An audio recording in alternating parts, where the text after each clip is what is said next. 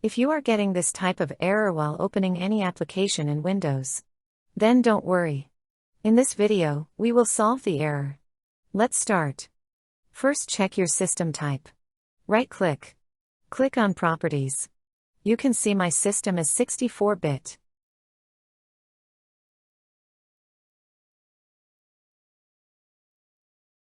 Go to this website. The link is given in the description. Just scroll down.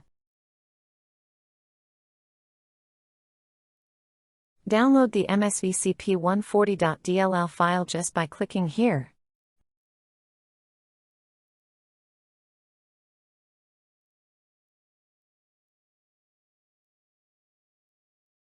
Extract the zip file. Here you will get two folders. My system is 64-bit. So I am using 64-bit folder and copying the file.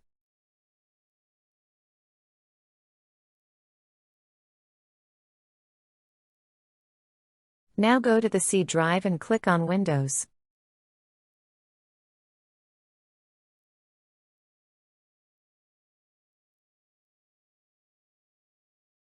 System 32 folder.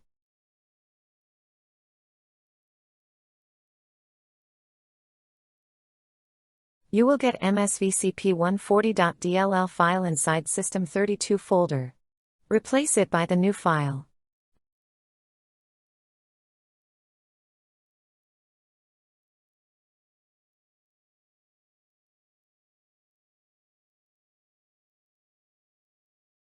Now you can open your application.